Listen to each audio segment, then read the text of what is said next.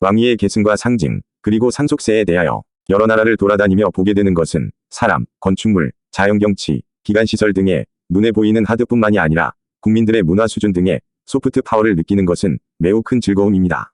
그래서 새로운 나라에 여행을 가면 박물관, 대학교, 도서관, 재래시장, 유흥가 등은 반드시 돌아보아야 하는 필수 코스이지요. 그리고 왕이 있는 나라와 왕이 없는 나라를 여행하면 무엇인가 다른 것을 느끼게 됩니다. 그래서인지 독일, 미국, 한국 등의 나라에서는 느껴보지 못한 것을 영국과 일본에서는 느끼게 됩니다.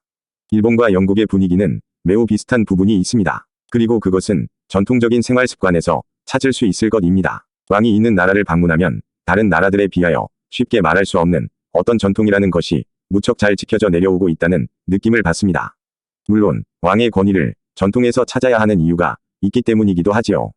부모님의 세대가 지나고 새로운 자녀들의 세대가 시작되면 부모의 재산은 자녀와 주변에 상속됩니다. 그리고 이는 대부분의 나라에서 당연히 상속세가 발생합니다. 자본주의 사회에서 부를 분배하는 수단으로 이해되기도 하지요. 하지만 이는 어디까지나 일반 사람들의 예일 것입니다. 궁금해졌습니다. 왕 혹은 여왕들은 무엇을 상속받고 또 상속세는 얼마나 할까 하는 의문이 생겨서 알아보았습니다. 최근의 세계는 새로운 왕들의 시대를 맞이하고 있습니다. 작년 2022년 가을에는 영국이 새로운 국왕계 시대를 맞이하였습니다. 그리고 수년 전에는 일본이 새로운 텐노의 시대를 시작하였지요. 역사 드라마 등에서 보듯이 중국과 한반도의 왕들은 옥세의 존재를 무척 중요시하였습니다. 선왕의 옥세의 행방은 세왕의 정통성을 증명하는 매우 중요한 요소로 보입니다. 선왕의 옥세를 보여줌으로 불온한 세력이나 반대파들을 누를 수 있는 훌륭한 증거였던 것이지요.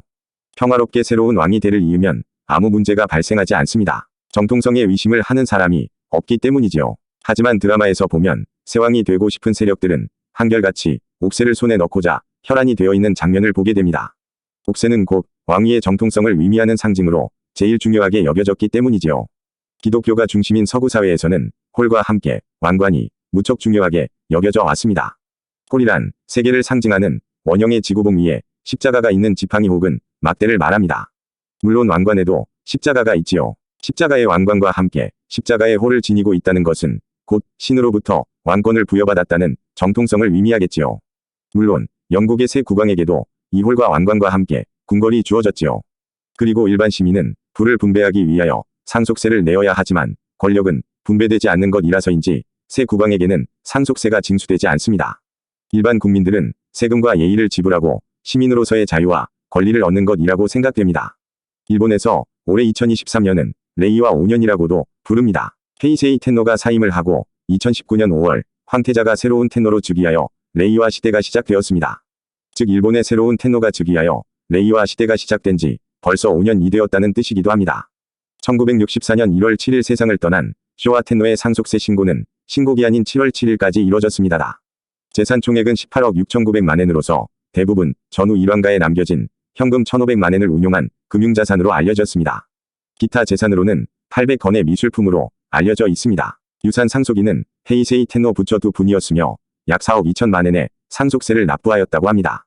중국과 한반도는 옥세를, 서구 사회에서는 십자가의 홀과 왕관이 권력의 상징이었습니다. 일본의 경우는 세 가지를 텐노의 상징으로 꼽습니다. 세 가지 신기라고 불리우는데 검, 겸, 세를 말합니다. 한국에서 세는 도장 즉 옥세를 뜻합니다만 여기에서 말하는 세는 감나가는 귀중한 푸른색의 옥을 말합니다. 헤이세이 텐노가 사임을 하고 새로운 텐노 레이와의 시대를 뜻하는 즉위식에서는 유서 깊은 물품이 전해집니다. 텐노의 권위와 함께 전해져야 할 유서 깊은 물품이란 3종의 신기로서 거울, 검, 세와 궁중삼전으로서 현소, 황령전, 신전이 왕위와 함께 승계되어야 할 유서 깊은 물품이라고 합니다. 세 가지 신기란 거울, 검, 세를 가리키며 거울은 팔찌경, 검은 초패검, 그리고 세는 팔척경고곡이라고 불립니다.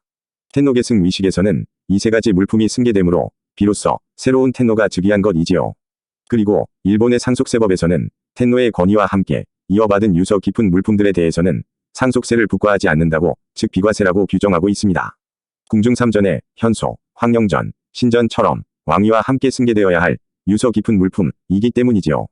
우리 같은 일반인들은 집, 자동차, 현금 등을 상속하거나 증여하는 경우에는 각각 상속세나 증여세를 지불할 의무가 생깁니다.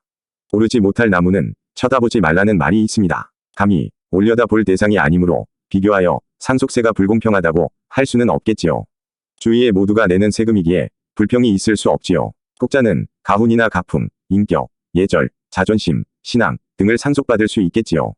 이처럼 소프트 재산을 상속받는 분도 계시겠지요. 이 경우는 세금에 걱정이 없고 마음이 평안함이 있어 좋겠지요. 마지막으로 저는 일본에 와서 벌써 헤이세이 중반기부터 최후까지를 지나 레이와 텐노의 시대를 살아가고 있습니다. 그 전에 쇼와 텐노 시대의 특징은 전쟁이라고 기억하시는 분들이 많이 있을 것입니다. 헤이세이 텐노 시대의 특징은 지진, 쓰나미 등 자연재해가 많았습니다. 새로운 레이와 텐노 시대에는 전쟁도 없고 자연재해도 저득은 평안한 시대가 되었으면 합니다. 이미 시작된 러시아와 우크라이나 사이의 전쟁은 어찌할 수 없겠지요. 하지만 새로운 전쟁과 분쟁이 없는 세계가 되었으면 합니다. 이상으로 왕위의 계승과 상징, 그리고 상속세에 대하여 영상을 마치겠습니다.